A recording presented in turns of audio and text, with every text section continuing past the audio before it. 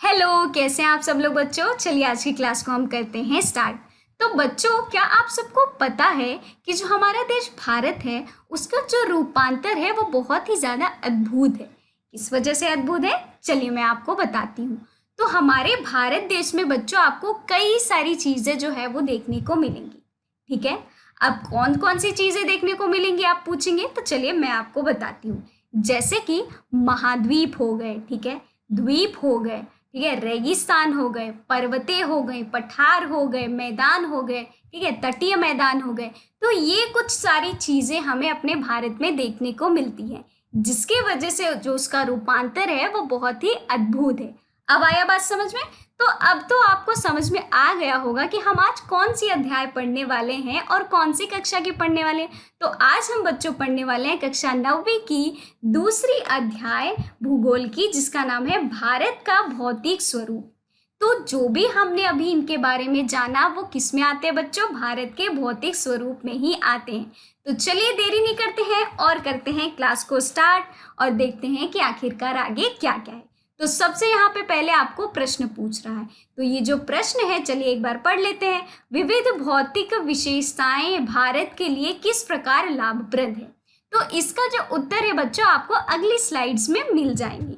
ठीक है, तो चलिए पहले हम भारत का परिचय ले लेते हैं। तो जैसे कि आपको पता है जो हमारा देश भारत है वो एक विशाल देश है, ठीक है, जिसमें आपको क्या क्या देखने को मिलेंगी मैंने आपको चैप्टर से स्टार्ट करने से पहले ही बता दिया था क्या, जैसे कि पर्वत, मैदान, रेगिस्तान, पठार और द्वीप सहित तो विभिन्न भू जो आकृतियां हैं ये हमें भारत देश में देखने को मिलती हैं। वैसे ही विभिन्न प्रकार की चट्टानों से बनने के कारण मिट्टी का जो रंग है जगह जगह बदलता रहता है। अब जैसे कि उदाहरण में हम ले लेते हैं उड़ीसा। अगर आप उड़ीसा जाएंगे तो वहाँ की जो मिट्टी होती है, जो मृदा होती है बच्चों, वो कुछ लाल कलर की आपको देखने को मिलेगी। ठीक है, लाल रंग की होती है क्योंकि वहाँ पे आयरन की जो मात्रा होती है वो बहुत ही ज्यादा होती है। अब चलिए आप इधर आ जाइए उत्तर प्रदेश में। अब जब उत्तर प्रदेश जाएंगे तो वहां पे आप देखेंगे जो मृदा होती है उनका जो रंग होता है बच्चों वो कुछ पीला रंग का होता है। ठीक है, तो आप देख रहे हैं कि किस तरह से क्या है रूपांतर हमें देखने को मिल रहा है अलग अलग जगह की अलग अलग मृदाओं में, है ना।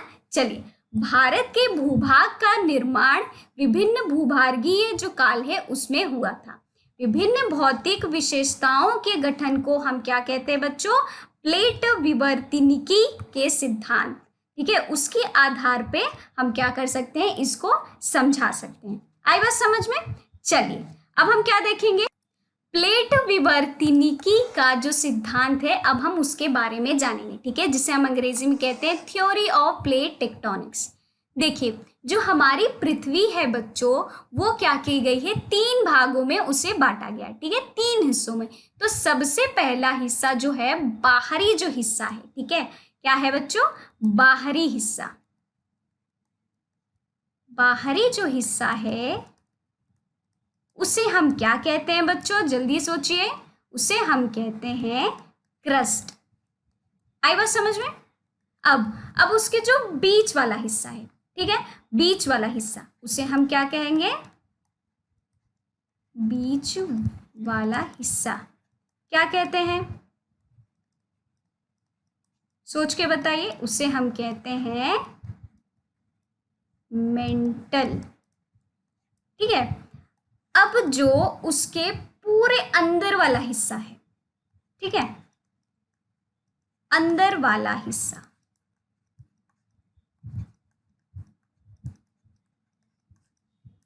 उसे हम क्या कहते हैं बच्चों, कोर कहते हैं, जो कि उसका जो तापमान होता है वो बहुत ही ज्यादा अधिक होता है।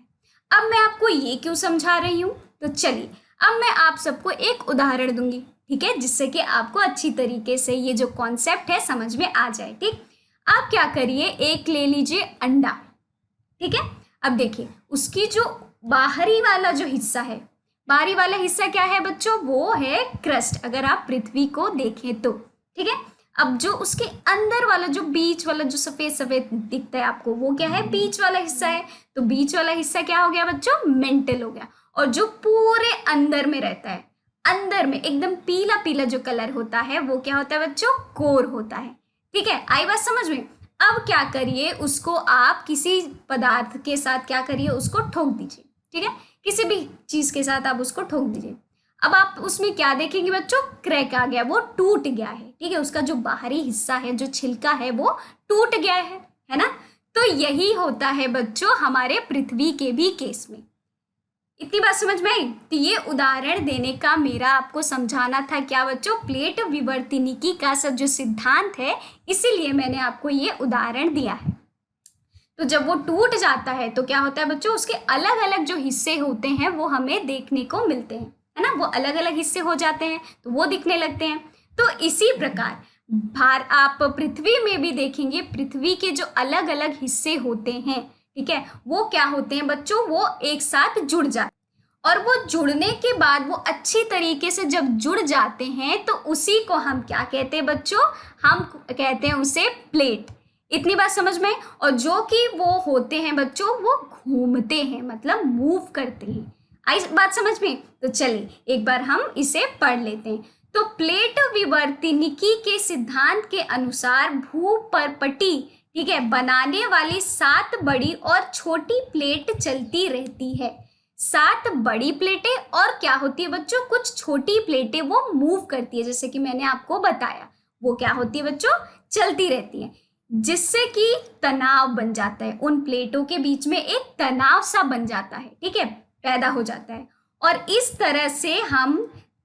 तरह से क्या होता है बच्चों, तह, भ्रंश और ज्वालामुखी की गतिविधि जो है वो हो जाती है। आई बात समझ में? तो इसी को हम कहते हैं प्लेट विवर्तनिकी का सिद्धांत। समझ में आया बच्चों? चलिए आगे बढ़ते हैं और हम देखते हैं कि आखिरकार प्लेट विवर्तनिकी का सिद्धांत पे और क्या क्या चीजें हैं। तो प्लेटों के अभिसरण, विभिन्न और परिवर्तन सीमाएं हो सकती हैं। जो प्लेटें होती हैं बच्चों, उनकी क्या हो सकती है, अभिसरण जो सीमाएं होती हैं, विभिन्न सीमाएं और परिवर्तन जो सीमाएं होती हैं, ये 3 सीमाएं हो सकती हैं। अब आप सोचेंगे अभिसरण सीमाएं क्या होती हैं, तो चलिए कोई बात नहीं, मैं आपको बताती हूँ। तो बच्चों जो अभिसरण जो सीमाएं होती हैं वो क्या होती हैं, जब 2 प्लेट, ठीक है, 2 प्लेट क्या हो बच्चों, आपस में टकराए, ठीक है। तो वो जब टकराती है मतलब पास में आए, दोनों जो प्लेटें हैं वो पास में आए, तो वो क्या होती है बच्चों, उन्हें हम कहते हैं अभिसरण सीमाएं। आई बात समझ में? वैसे ही विभिन्न जो सीमाएं होती हैं वो क्या होती है, जब कोई भी 2 प्लेट, ठीक है, 2 प्लेट ले लीजिए, और जब वो 2 प्लेटें क्या हो बच्चों, एक दूसरे से दूर हो जाएं, तो उन्हें हम कहते हैं विभिन्न सीमाएं। और परिवर्तन, जैसे कि उसमें आपको क्या देखने को मिलेंगे, तो बच्चों ज्यादातर ये समुद्र के अंदर में जो है वो आपको देखने को मिलेंगे। ठीक है, इतनी बात समझ में आई? अब क्या हो रहा है, विज्ञान जो हमारे विज्ञान जो है, ठीक है, विज्ञान जो है हमारे वैज्ञानिक, उनका मानना है कि ठीक है, कि धीरे धीरे क्या हो रही है बच्चों, जो समुद्र है, ठीक, समुद्र की जो चौड़ाई है धीरे धीरे वो बढ़ती जा रही है। तो वो किस वजह से हो रही है बच्चों, वो विभिन्न जो सीमाएं हैं उनके वजह से हो रही है। आई बात समझ में? अब बताती हूँ मैं आपको परिवर्तन सीमाएं क्या होती है। देखिए, जब कोई भी 2 प्लेट, ठीक है, एक प्लेट को क्या करे बच्चों, ऐसे सटते हुए पास हो जाए या उसके ऊपर से पास हो जाए, तो उसे हम कहते हैं परिवर्तन सीमाएं। ठीक है, इनके वजह से क्या होता है बच्चों, जो भूकंप आते हैं या फिर ज्वालामुखी आदि ये सारी जो चीजें होती हैं, ये जब क्या होती है बच्चों, 2 प्लेटें आपस में टकराती हैं या आपस में ऊपर से गुजर जाती हैं, तो हमें क्या देखने को मिलेंगे, परिवर्तन जो सीमाएं हैं उनके अंदर, उनके सहित ये देखने को हमें मिलती है। ठीक है, इतनी बात समझ में आई? चलिए, तो भारत का प्रायद्वीपीय भाग जो है वो विश्व के सबसे पुराने भूभाग गोंडवाना भूमि से जो है वो बना हुआ है। ठीक, यह एक अकेला भूभाग था जिसमें कि भारत, ऑस्ट्रेलिया, दक्षिण अफ्रीका, ठीक है, दक्षिण अमेरिका और अंटार्कटिका जो है वो शामिल थे। क्या था बच्चों, बहुत मतलब सालों पहले, ठीक है, बहुत सालों पहले ये जो सारे हैं, ठीक है, महाद्वीप हैं, ये एक ही जो भूभाग है उस पे स्थित थे। ठीक है, लेकिन फिर क्या हुआ, प्लेटों के मूवमेंट के कारण ये क्या हो गए बच्चों, अलग अलग हो गए। ठीक, अब क्या हुआ बच्चों, जो नीचे वाला जो हिस्सा है वो नीचे की ओर चला गया, ठीक है, जो कि हमें यहाँ पे देखने को मिलेगा जो अंटार्कटिका है, ठीक है, वो बन गया। और जो ऊपर वाला हिस्सा था, ठीक, वो क्या हो गया बच्चों, ऊपर ही चला गया। ठीक है, इतनी बात समझ में आई बच्चों। चलिए अब हम बढ़ते हैं आगे। देखिए अब क्या हुआ, बहुत सालों पहले, ठीक है, बहुत सालों पहले क्या हुआ, जो ये महाद्वीप है, ठीक है, जो कि आपका अंटार्कटिका हो गया, ठीक, या फिर आर्टिक हो गया, ठीक है, या फिर जैसे कि दक्षिण अफ्रीका हो गए, ये फिर जो अफ्रीका हो गया, ये सारे जो हैं ये एक ही भूभाग पे ये स्थित थे। ठीक है, अलग अलग नहीं थे, जो कि आज हमें अपने प्रेजेंट में देखने को मिलेंगे। तो ये एक ही भूभाग पे स्थित है, लेकिन प्लेट्स के मूवमेंट के वजह से क्या हुआ बच्चों, इनमें क्या हुआ, ये अलग अलग हो गए। ठीक है, जो निचला हिस्सा था वो नीचे ही चला गया और जो ऊपर वाला जो हिस्सा था वो ऊपर की तरफ ही चला गया। तो इसके वजह से हम क्या देखेंगे बच्चों, जो नीचे में अंटार्कटिका जो है वो नीचे की तरफ क्या हुआ बच्चों, वो आ गया। और ऊपर में हम देखेंगे जो हमारा इंडिया हो गया, भारत हो गया, ठीक है, ये जो सारे देश हैं वो क्या हो गए, ऊपर में चले गए। इतनी बात समझ में। तो यहाँ पे वही बताया जा रहा है कि भारत का प्रायद्वीपीय भाग जो है वो विश्व के सबसे पुराने भूभाग गोंडवाना भूमि से बना हुआ है। ठीक है, यह एक अकेला भूभाग था जिसमें कि भारत, ऑस्ट्रेलिया, दक्षिण अफ्रीका, ठीक है, दक्षिण अमेरिका और अंटार्कटिका जो थे वो शामिल थे। ठीक है, इतनी बात समझ में आई। चलिए अब बढ़ते हैं आगे। अब हम यहाँ पे मुख्य भौगोलिक वितरण जो है वो हम करेंगे। भारत की भौगोलिक आकृतियों को निम्नलिखित वर्गों में हम विभाजित यहाँ पे करेंगे। ठीक है, अब क्या है, हिमालय पर्वत श्रृंखला, ठीक है, ये है पहली। दूसरी क्या है, उत्तरी मैदान, ठीक है। तीसरी क्या है, प्रायद्वीपीय पठार। चौथा क्या है, भारतीय मरुस्थल। और पांचवा है बच्चों तटीय मैदान। और छठा क्या है, द्वीप समूह। ठीक है, आई बात समझ में। तो यहाँ पे देखिए, यहाँ पे ये आपको कत्था कलर का देखने को मिल रहा है, ये क्या है बच्चों, हमारा नॉर्दर्न जो माउंटेन है, ये वो एरिया है, ये जो रीजन है ये नॉर्दर्न माउंटेन का रीजन है, क्षेत्र। समझ में आए। और ये भी जो यहाँ पे आपको देखने को मिल रहा है, ये भी हमारे हैं, ठीक है, नॉर्दर्न एरिया। अब यहाँ पे हरा हरा देख रहे हैं, ये नॉर्दर्न प्लेन्स हो गए। ठीक है, आई बात समझ में। ये क्या है, हरा हरा जो देख रहे हैं आप, ये हो गए नॉर्दर्न प्लेन्स। वैसे ही ग्रेट इंडियन जो डेजर्ट है, जो रेगिस्तान है, ठीक है, ये पीला कलर जो है, ये जो देख रहे हैं आप हमारे भारत के जो मानचित्र में, ये जो एरिया क्षेत्र है, ये क्या है बच्चों, रेगिस्तान का क्षेत्र है।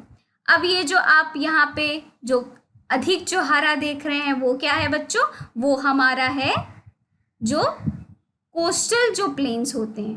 ठीक है, जो कोस्टल मैदान होते हैं, ये वो हिस्सा है। आई बात समझ में। अब देखिए, अब यहाँ पे आपको ये जो थोड़ा सा हल्का सा जो आपको ये देखने को मिल रहा है, ठीक है, हल्का कलर में, ये क्या है बच्चों, हमारे दक्कन जो हमारे पठार हैं वो है। ठीक है, वैसे ही लास्ट में क्या है, आपको जो नीला नीला जो है वो आइलैंड्स का हमारा है। आई बात समझ में। तो ये हमने मानचित्र में भी देख लिया। ठीक, चलिए अब बच्चों हम जानेंगे कि जो हिमालय जो पर्वत है वो आखिरकार कैसे बना। तो देखिए, जैसे कि मैंने आपको बताया था, जब दो प्लेटें टकराती हैं आपस में, या फिर एक के ऊपर से एक जो प्लेट है वो जाती है, तो क्या बनते हैं बच्चों, पर्वत बनते हैं। और क्या बनते हैं, हिमालय। तो चलिए जान लेते हैं हम। देखिए, जिस प्लेट जो हमारा जो भारत है और जो ऑस्ट्रेलिया है, ठीक है, वो क्या थे बच्चों, एक ही प्लेट में थे। ठीक है, तो उन्हें हम कहेंगे इंडो जो ऑस्ट्रेलियन जो प्लेट है, उन्हें उसमें हम कहेंगे। आई बात समझ में। अब क्या हुआ, देखिए, ये क्या थे बच्चों, ऊपर की तरफ चले गए थे, जैसे कि मैंने आपको पिछली स्लाइड में बताया है ना।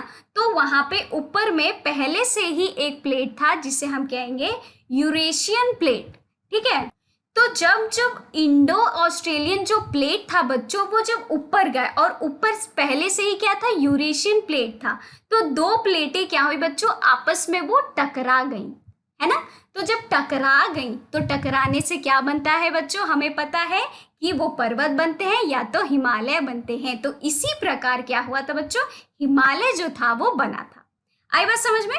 आइए अब हम इनको कुछ पढ़ते हैं इनके बारे में। तो भारत की उत्तरी सीमा पर विस्तृत जो हिमालय भूभागीय रूप से एवं बनावट के दृष्टिकोण से वो वलित पर्वत श्रृंखला है। ठीक है, ये पर्वत श्रृंखलाएं पश्चिम पूर्व दिशा में सिंधु से लेकर ब्रह्मपुत्र तक पूरी फैली हुई हैं। ठीक है, जो लगभग 2400 किमी की दूरी जो है वो तय करती है। ठीक, इसकी चौड़ाई जो है वो कश्मीर में, ठीक है, 400 किमी एवं अरुणाचल प्रदेश में आप देखेंगे 150 किमी है। पश्चिम भाग की अपेक्षा पूर्वी भाग की ऊंचाई में अधिक विविधता यहाँ पे हमें पाई जाती है। आई बात समझ में? तो पता चला बच्चों कि आखिरकार कैसे हिमालय पर्वत बना। चलिए तो हम बढ़ते हैं आगे। अब हम करेंगे हिमालय का देशांतरीय विभाजन। देखिए, अपने पूरे देशांतरीय विभाजन विस्तार के साथ हिमालय को 3 भागों में क्या किया गया बच्चों? बांट दिया गया, जिसके बीच में घाटियां जो है वो भी पाई जाती हैं। तो कौन से 3 भागों में बांटा गया है, आइए जानते हैं। तो पहला है बच्चों महान या आंतरिक हिमालय का हिमाद्री, दूसरा है हिमाचल या फिर निम्न हिमालय, और तीसरा है बच्चों शिवालिक। ठीक है, तो चलिए आगे बढ़ते हैं। महान या आंतरिक हिमालय जो हिमाद्री है उसके बारे में हम जानते हैं। तो यह सबसे अधिक सतत श्रृंखला है। कौन बच्चों? हिमाद्री, जिसमें कि 6000 मीटर की औसत ऊंचाई है। ठीक है, उसके सर्वाधिक रूप से वो शिखर पर है। ठीक, इसमें हिमालय की सभी मुख्य शिखर आपको देखने को मिलेंगे। महान हिमालय के वलय की प्रकृति असममित है यहाँ पे। ठीक है, हिमालय के इस भाग का जो क्रोड है वो ग्रेनाइट का बना हुआ है। ठीक है, जो हिमालय का जो कोर है इस भाग का वो किससे बना हुआ है बच्चों? ग्रेनाइट से बना। ठीक है, यह श्रृंखला हमेशा क्या है बच्चों? बर्फ से ढकी रहती है। ठीक है, तथा इससे कई हिमानियों का जो प्रभाव है वो भी हमें देखने को मिलता है। तो ये हो गया बच्चों कुछ हिमाद्री के बारे में फैक्ट्स। तो मध्य हिमालय या फिर हिमाचल वो क्या होते हैं? यह हिमाद्री के दक्षिण में स्थित आपको देखने को मिलेंगे। ठीक है, सबसे उबड़ खाबड़ पर्वत प्रणाली बनाती हैं ये। ठीक है, ये जो होती हैं, ठीक, ये सबसे उबड़ खाबड़ जो पर्वत प्रणाली होती है उनको बनाती है। अत्यधिक सपिंडित तथा परिवर्तित शैली से ये बनी रहती हैं। ठीक है, ऊंचाई कितनी होती है बच्चों इनकी? 3700 से लेकर 4500, ठीक है, मीटर इनकी ऊंचाई है इनके बीच में। ठीक है, और औसत जो चौड़ाई है वो कितनी है बच्चों? 50 किलोमीटर। आई बात समझ में?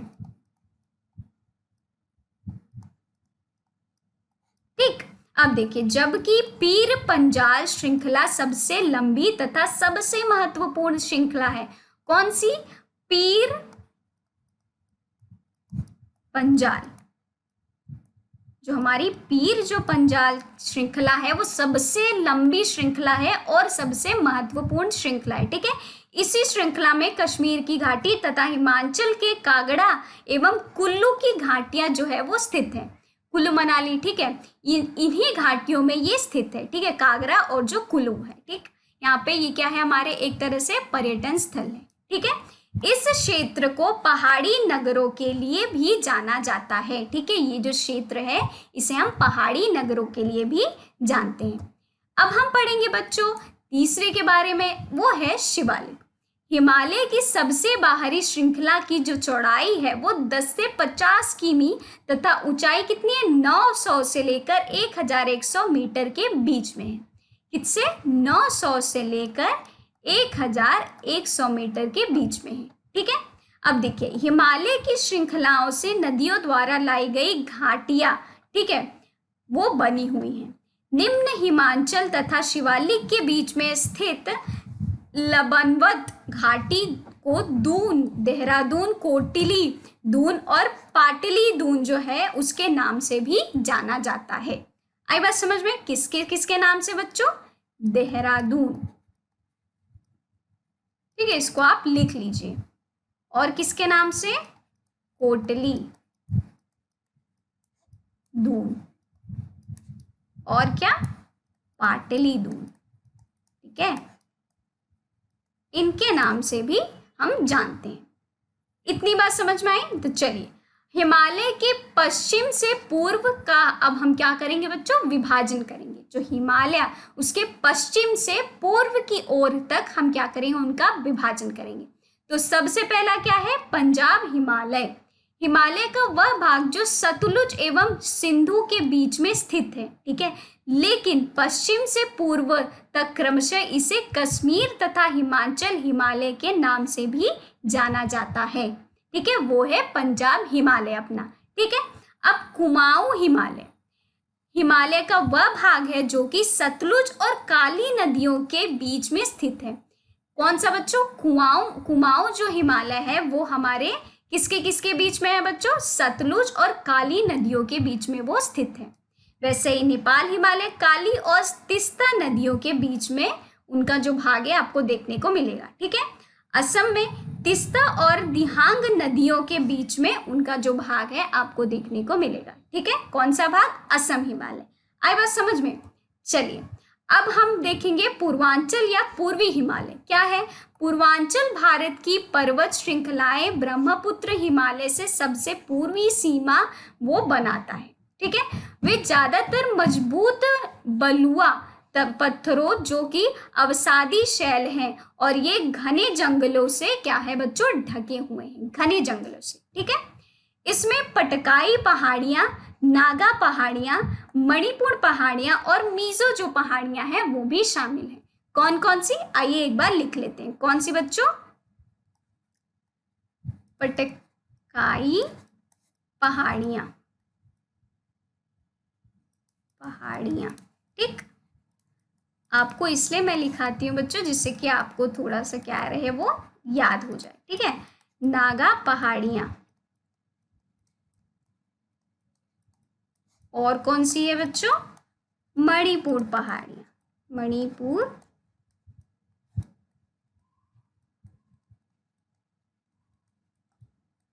पहाड़ियां, ठीक है। और कौन सी है? मिजो पहाड़ियां।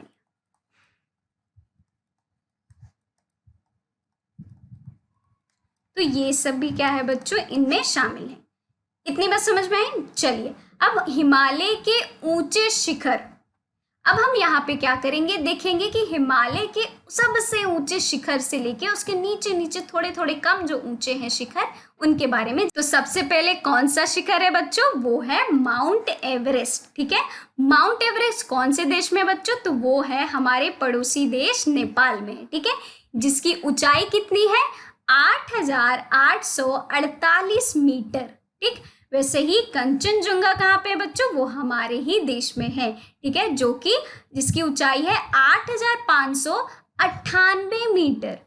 मकालू जो कि नेपाल में है, ठीक है, उसकी ऊंचाई है 8,481 मीटर, ठीक है। धौलागिरी नेपाल में जो कि स्थित है उसकी है 8,172 मीटर, ठीक है। अब क्या नंगा जो पर्वत है वो भारत में, ठीक है, वो कहाँ पे? 8,126 मीटर में उसका मीटर है, ठीक है, ऊंचाई है, ठीक। अन्नपूर्णा जो है वो जो हमारे पड़ोसी जो देश है नेपाल में, ठीक है, उसकी जो ऊंचाई कितनी है? 8,078, ठीक है। वैसे ही नंदा जो देवी है वो कहाँ है बच्चों? वो है नेपाल में, ठीक है, उसकी कितनी ऊंचाई है? तो उसकी है 7,817 मीटर, ठीक। अब कामेट जो है वो भी नेपाल में है और उसकी ऊंचाई कितनी है? 7,756 मीटर। वैसे ही नामचा बरुआ, ठीक है, ये भी है हमारे कहाँ पे? पड़ोसी देश में जो कि नेपाल है। उसकी कितनी ऊंचाई है बच्चों? इसकी है 7,756। वैसे ही गुरुला मंधाता जो कि भारत में हमारे है, उसकी ऊंचाई है 7,728 मीटर, ठीक है। इतनी बात समझ में? तो यहाँ पे हमने क्या देखा बच्चों?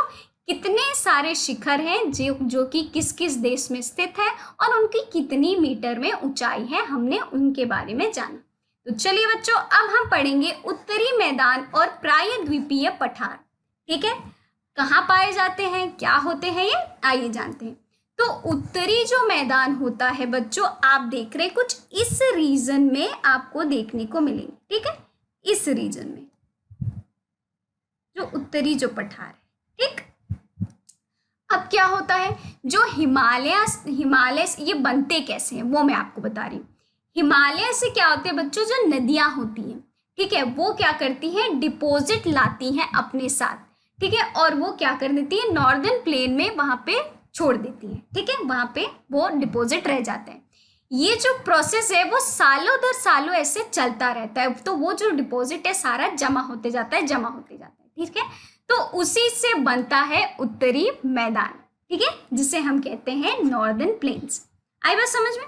तो उत्तरी मैदान 3 प्रमुख नदी प्रणालियों, जो कि सिंधु, गंगा एवं ब्रह्मपुत्र तथा इनकी सहायक नदियों से बना है, ठीक है। तो ये जो नदियां, जैसे मैंने आपको बताया, जो हिमालय से होते हुए आती हैं, ठीक है, आई बात समझ में। यह मैदान जलोढ़ मृदा से बना होता है, एक लाखों वर्षों में हिमालय के गिरिपाद, जैसे कि मैंने अभी बताया, में स्थित बहुत बड़े बेसिन में जलोढ़ का जो निक्षेप हुआ रहता है, उसकी वजह से ये बनते हैं, ठीक है। उत्तर मैदानों का क्षेत्रफल 7 लाख वर्ग किमी के क्षेत्र पर है, ठीक। यह मैदान लगभग 2400 किमी लंबा होता है एवं 240 से 320 किमी ये क्या होता है बच्चों, चौड़ा होता है। तो आपको समझ में आ गया उत्तरी मैदान क्या होता है। तो चलिए आइए इनके कुछ और चीजों के बारे में जानते हैं। समृद्ध मृदा आवरण, ठीक है, पर्याप्त पानी की उपलब्धता एवं अनुकूल जलवायु के कारण कृषि उत्पादक क्षेत्र ये होते हैं। इन क्षेत्रों में क्या होता है बच्चों, जो उपजाऊ होता है वो अधिक मात्रा में हो सकता है। उसी प्रकार उत्तरी पर्वतों से आने वाली जो नदियां हैं निक्षेपण कार्य में लगी होती हैं, ठीक है। अब नदी के द्वीप कोमल ढलानों के कारण नदी के निचले भागों में ढाल कम होने के कारण नदी की जो गति होती है वो कम हो जाती है। जब ऊपर से नदियां बहेंगी तो बच्चों क्या होंगी, जो कम क्या होगा वो, जब यहाँ पे निचले हिस्से में जब वो पहुंचेंगी तो उनका क्या होगा, जो ढाल होता है वो क्या हो जाता है, वो कम हो जाएगा, है ना। बहाव जो होता है उनका ऑब्वियसली कम, मतलब धीरे ही हो जाएगा। फिर क्या होता है, नदियां अपने निचले भाग में गाद एकत्र हो जाने के कारण बहुत सी धाराओं में वो क्या होती हैं बच्चों, बट जाती हैं। इतनी बात समझ में आई। चलिए अब उत्तरी मैदान के 3 खंड होते हैं, ठीक। अब चलिए उन खंडों के बारे में जान लेते हैं। तो इस मानचित्र में, भारत के मानचित्र में आप जब देख रहे हैं, ये जो एरिया, ये जो क्षेत्र है बच्चों, ये है पहला, ठीक है, पहला खंड है, ये है दूसरा खंड और ये है तीसरा खंड। तो पहला खंड कौन सा है बच्चों, पंजाब का मैदान। कौन सा है, पंजाब का मैदान, ठीक है, जो कि यहाँ पे पहले रीजन में आएगा। दूसरा कौन सा होगा बच्चों, दूसरा है हमारे गंगा, ठीक है, गंगा का मैदान। आए बस समझ में, जो कि यहाँ पे हमें स्थित देखने को मिलेगा। तीसरा क्या है बच्चों, ब्रह्मपुत्र,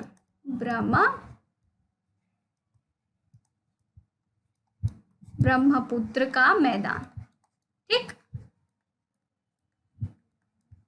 जो कि ये जो तीसरा जो रीजन है, तीसरा क्षेत्र है, वहां पे हमें देखने को मिलेगा।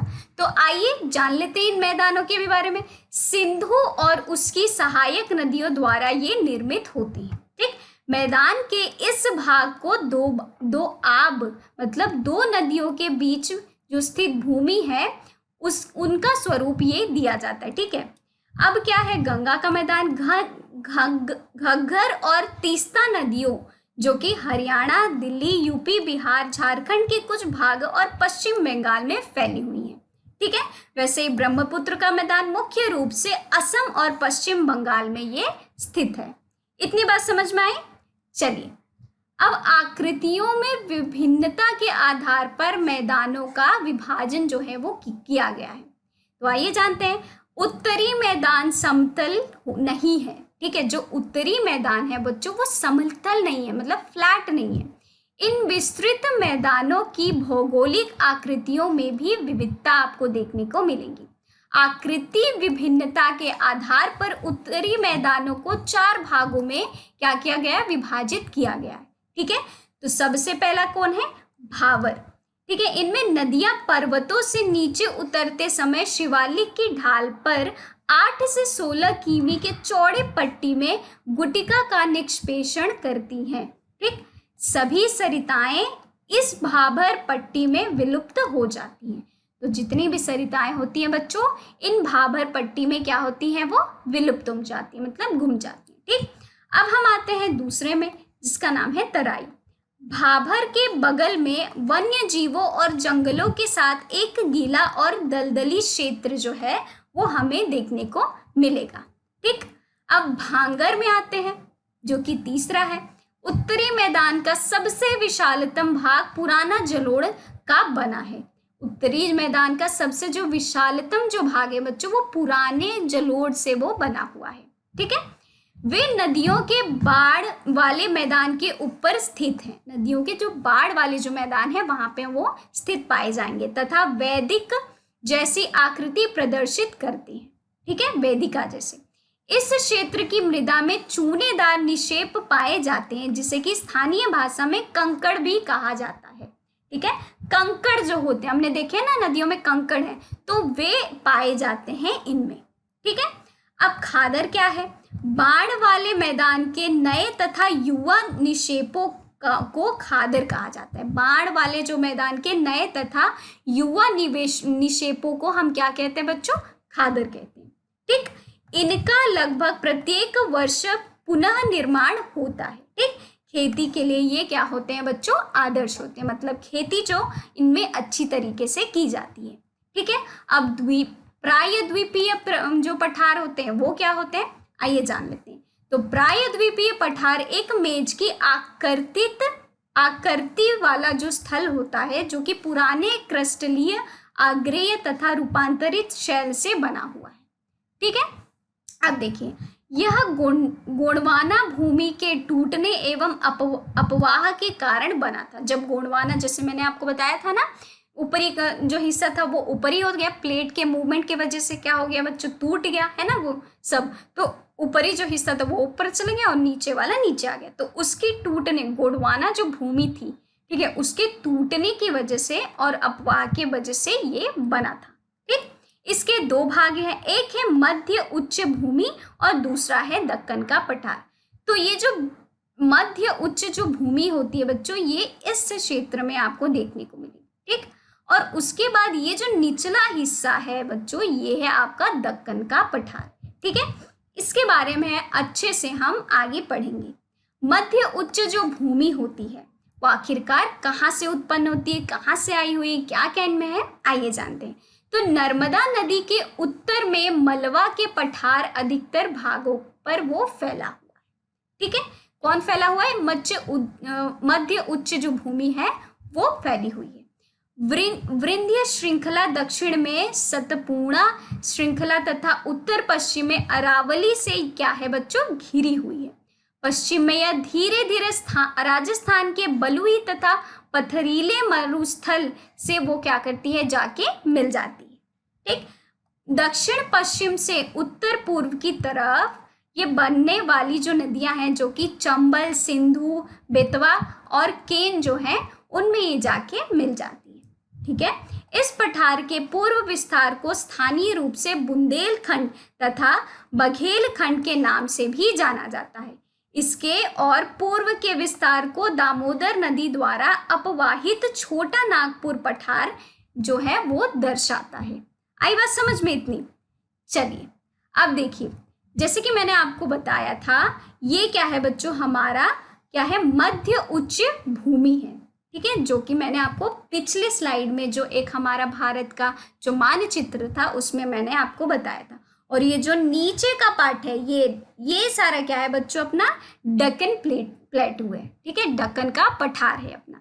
आई बात समझ में? तो यहाँ पे आपको हम जब भी बच्चों क्या पढ़े, भूगोल पढ़ते रहें, तो हमें भारत के मानचित्र के साथ अगर हम पढ़ेंगे तो बहुत ही आसानी होगी समझने में चीजें। आई बात समझ में? चलिए, अब दक्कन का पठार जो है वो क्या होता है, कहाँ पाया जाता है, कैसे इसका वर्गीकरण किया गया है, आइए जानते हैं। यह एक त्रिभुजाकार भूभाग है। ठीक, त्रिभुजाकार भूभाग ये देखने में हमें दिखाई देता है, जो कि नर्मदा नदी के दक्षिण में ये स्थित है। नर्मदा नदी के दक्षिण में ये स्थित है। ठीक है, यह उत्तर में सतपूर्णा श्रृंखला और पूर्व में महादेव कैमूर पहाड़ियों और मैकाल श्रृंखला से ये क्या है बच्चों, घिरा हुआ है।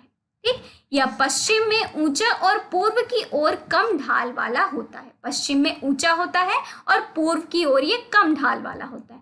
इस पठार का एक भाग उत्तर पूर्व में भी देखा जा सकता है। ठीक है, जिसे स्थानीय रूप से मेघालय कार्बी एंगलोंग पठार तथा उत्तर कचार पहाड़ी के नाम से भी जाना जाता है। चलिए एक बार लिख लेते हैं, क्योंकि ये तो मुझे बहुत ही क्या लग रहा है बच्चों, बड़ा लग रहा है, तो आप लोग को भी बड़ा लगा होगा। क्या लिखा है बच्चों, मेघालय। ठीक, और क्या है, कार्बी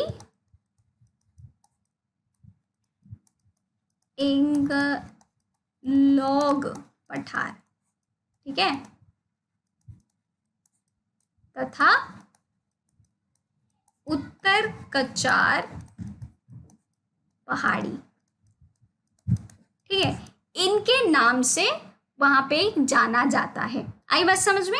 यह एक भ्रंश के द्वार छोटा नागपुर पठार से क्या है, अलग हो गया है। ठीक है, छोटा नागपुर जो पठार है उससे वो अलग हो गया है। किसकी वजह से, भ्रंश जो है उसके द्वारा। ठीक है, पश्चिम से पूर्व की ओर 3 महत्वपूर्ण श्रृंखलाएं जो है वो गारो, खासी और जयंतियां। ठीक है, ये है क्या बच्चों, पश्चिम से पूर्व की ओर 3 महत्वपूर्ण जो श्रृंखलाएं हैं वो हमें देखने को मिलेंगी। कौन कौन सी, पहली हो गई क्या है बच्चों, गारो हो गई। ठीक है, दूसरी हो गई खासी, और तीसरी कौन सी हो गई, जयंतिया। आई बात समझ में। तो ये क्या हो गया बच्चों, महत्वपूर्ण श्रृंखलाएं हो गई। ठीक है, चलिए आगे बढ़ते हैं। दक्षिण का पठार के बारे में हम और कुछ जानते हैं। तो प्रायद्वीपीय पठार की एक विशेषता यहाँ पाई जाने वाली काली मृदा है, जिसे कि दक्कन ट्रैप के नाम से भी जाना जाता है। किसके नाम से जाना जाता है बच्चों, दक्कन ट्रैप। ठीक है, दक्कन ट्रैप। ठीक, दक्षिण के पठार के पूर्वी एवं पश्चिमी सिरे पर क्रमशः पूर्वी तथा पश्चिमी घाट जो है वो स्थित है। कहाँ पे, दक्षिण के पठार के पूर्व में। ठीक है, एवं पश्चिम सिरे पर क्रमशः पूर्व तथा पश्चिमी जो घाट है वो वहां पे स्थित देखने को आपको मिलेगी। आई बात समझ में बच्चों। चलिए तो हम बढ़ते हैं आगे। देखिए यहाँ पे आप देख रहे जो हमारा मालवा है, ये किस क्षेत्र में है, ये है हमारे उच्च जो केंद्रीय जो क्षेत्र है उसमें देखने को मिलेगा। ठीक है, उच्च जो केंद्रीय हाईलैंड जिसे हम कहते हैं। और ये जो नीचे का क्षेत्र है बच्चों, ये क्या है बच्चों, दक्कन का हमारा पठार है। और यहीं पे इस क्षेत्र में हमें छोटा नागपुर जो पठार है वो देखने को मिलेगा। ठीक है, इतनी बात समझ में आई। चलिए अब पश्चिमी घाट व पूर्वी घाट के हम क्या करेंगे, उनके बीच में कुछ अंतर ढूंढेंगे। कौन कौन से ऐसे अंतर है, आइए जानते हैं। पश्चिमी घाट क्या होते हैं बच्चों, सतत हैं और वे केवल दर्रे के माध्यम से पार किए जा सकते हैं। वो सतत होते हैं। ठीक है, और वो दर्रे के माध्यम से क्या किए जा सकते हैं, वो पार किए जा सकते हैं। तो वहीं पे पूर्वी घाट में आपको ये देखने को मिलेगा कि ये अनियमित हैं तथा बंगाल की खाड़ी में गिरने वाली नदियों ने इनको क्या कर दिया बच्चों, काट दिया है। जो बंगाल की खाड़ी से जो नदियां गिरती हैं, इनको पूर्वी घाट को क्या कर दिया बच्चों, उनको काट दिया है वो। ठीक है, ये हो गया हमारा पहला अंतर हो गया। अब दूसरा कौन सा है, औसत जो उसकी ऊंचाई होती है किसकी, पश्चिम घाट की, वो 900 से 1600 मीटर होती है। वहीं पे औसत ऊंचाई आप देखेंगे पूर्वी घाट की तो जो 600 मीटर ही सिर्फ होती है। ठीक, ये हो गया हमारा दूसरा अंतर। तीसरा क्या है, गर्मी के मॉनसून के कारण ज्यादातर ये गर्मियों में पर्वतीय वर्षा होती है। ठीक है, अब यही पूर्वी घाट में आप देखेंगे तो वर्षा ज्यादातर सर्दियों में उत्तर पूर्वी मॉनसून के माध्यम से होती है। आप देखेंगे यहाँ पे तो वर्षा ज्यादातर सर्दियों में देखेंगे उत्तर पूर्वी मानसून के माध्यम से होती है। तो ये हो गया हमारा तीसरा अंतर। ठीक है, चलिए और कुछ अंतरों के बारे में जान लेते हैं। पश्चिमी घाट में यह श्रृंखला गोदावरी, कृष्णा और कावेरी जैसी कई बड़ी नदियों का ये स्रोत है। वहीं पूर्वी घाट में आप देखेंगे तो इस श्रृंखला से कोई बड़ी नदी नहीं निकलती। ठीक है, अब वहीं पश्चिमी घाट में आप देखेंगे तो इस भाग के शिखर ऊंचे हैं, अनाईमुड़ी, ठीक है, और डोड़ा बेटा जो होता है वो शामिल है। ठीक, जो कि कितने होते हैं बच्चों, कितने मीटर होते हैं उनकी ऊंचाई? 2695 मीटर होता है। किसका? अनाई जो मुड़ी होता है, और डोड़ा बेटा का 2673 मीटर होता है। ठीक, वहीं आप पूर्वी घाट में देखेंगे महेंद्रगिरी कितना होता है बच्चों? 1501 मीटर क्या होता है, सबसे ऊंचा शिखर है। वहीं पे पूर्वी घाट के दक्षिण पश्चिम में शेवराय तथा जावेड़ी की पहाड़ियां जो है वो स्थित आपको देखने को मिलेंगी। तो ये हो गए बच्चों कुछ अंतर जो कि पश्चिमी घाट व पूर्वी घाट में आपको देखने को मिलेंगे। ठीक है, चलिए पूर्वी और पश्चिमी जो घाट हैं, ठीक, तो ये आपको इस भारत के मानचित्र में दिखाए गए हैं।